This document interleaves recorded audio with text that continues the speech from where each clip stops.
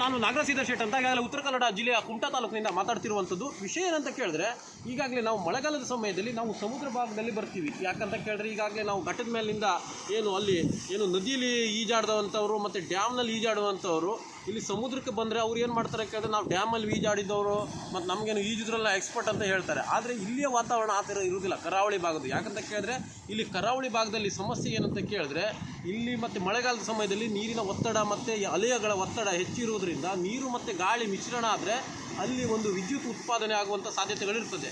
ಯಾಕಂತ ಕೇಳಿದ್ರೆ, ಒಳಗಡೆ ಹೋದರೆ ವಾಪಸ್ ಬರೋದೇ ಇಲ್ಲ. ಮತ್ತೇನಂತ ಕೇಳಿದ್ರೆ, ನಾವು ಬೇಸಿಗೆಗಾಲಕ್ಕೆ ಇಷ್ಟೇ ನೀರು ಇರ್ತದೆ, ಮಳೆಗಾಲಕ್ಕೂ ಇದು ಇಷ್ಟೇ ಇರ್ತದೆ ಅಂದ್ಕೊಂಡು ಕೆಲವು ಜನ ಓವರ್ ಕಾನ್ಫಿಡೆನ್ಸ್ ಇರ್ತಾರೆ. ಅದಕ್ಕಾಗಿ ಪ್ರತಿಯೊಂದು ವರ್ಷ ಇದೇ ಸಮಸ್ಯೆ ಕಾಡ್ತಾ ಇದೆ. ಮಕ್ಕಳು ಏನಂತ ಕೇಳಿದ್ರೆ, ಪ್ರಾಣಹಾನಿಗಳು ಮತ್ತು ಅಹಿತಕರ ಘಟನೆಗಳು ಇಲ್ಲಿ ಸಂಭವಿಸಿದಂತೂ ಕಾಮನ್ ಆಗಿಬಿಟ್ಟಿದೆ. ಆ ಒಂದು ನಿಟ್ಟಿನಲ್ಲಿ ನಾವೇಗಾದರೂ ಮುಂಜಾಗ್ರತಾ ಕ್ರಮವಾಗಿ ನಾವು ಪ್ರತಿಯೊಬ್ಬರಿಗೂ ಕೂಡ ಬೀಚ್ನಲ್ಲಿ ಏನು ಮಳೆಗಾಲದ ಸಮಯದಲ್ಲಿ ಬರ್ತಾರೆ ಅವರಿಗೂ ಕೂಡ ಒಂದು ಕಾಳಜಿಯನ್ನು ವಹಿಸೋದಕ್ಕೆ, ಮತ್ತು ಅವರು ವಿಶೇಷವಾಗಿ ಪಾಲಕರು ಕೂಡ ಇದ್ರ ಬಗ್ಗೆ ಚಿಂತನೆಯನ್ನು ಮಾಡಿ ಕಾಳಜಿಯನ್ನು ವಹಿಸಬೇಕು, ಮಕ್ಕಳನ್ನು ಕಳಿಸ್ಕೊಡ್ಬೇಕು. ಯಾಕಂತ ಕೇಳಿದ್ರೆ, ಅವರು ಬೀಚಿನ ಬಗ್ಗೆ ಅವರಿಗೆ ಸಮುದ್ರದ ಬಗ್ಗೆ ಯಾವುದೇ ರೀತಿ ಮಾಹಿತಿಗಳು ಇರೋದಿಲ್ಲ. ಯಾಕಂತ ಕೇಳಿದ್ರೆ, ನಾಮಫಲಕದಲ್ಲಿ ಈ ಥರ ಮಾಹಿತಿಗಳೆಲ್ಲ ಯಾರೂ ಹಾಕೋದಿಲ್ಲ. ಆ ಒಂದು ನಿಟ್ಟಿನಲ್ಲಿ ಯಾಕಂತ ಕೇಳಿದ್ರೆ, ನೀರು ಮತ್ತು ಗಾಳಿ ಮಿಶ್ರಣ ಆದರೆ ಬೇಸಿಗೆಗಾಲದ ವಾತಾವರಣ ಬೇರೆ ಥರ ಇರ್ತದೆ. ಯಾಕಂದರೆ ಗಾಳಿಯ ಒತ್ತಡ ಜಾಸ್ತಿ ಇರೋದ್ರಿಂದ, ನೀರಿನ ಅಲೆಗಳ ಒತ್ತಡ ಜಾಸ್ತಿ ಇರೋದಿಲ್ಲ. ಯಾಕಂತ ಕೇಳಿದ್ರೆ, ಇದು ನದಿಗಳ ಮುಖೇನವಾಗಿ ಮಳೆಯ ನೀರು ಸಮುದ್ರಕ್ಕೆ ಸೇರಿದವಾಗ ಅದು ಗಾಳಿ ಮತ್ತು ನೀರಿನ ಒತ್ತಡ ಹೆಚ್ಚಾದರೆ ಅಲ್ಲಿ ಒಂದು ವಿದ್ಯುತ್ ರೆಡಿ ಆಗುವಂಥ ಸಾಧ್ಯತೆ ಇರ್ತದೆ. ಅದಕ್ಕಾಗಿ ಪ್ರಾಣಹಾನಿಗಳು ಪ್ರತಿಯೊಂದು ವರ್ಷ ಸಂಭವಿಸ್ತಾನೆ ಇರ್ತದೆ.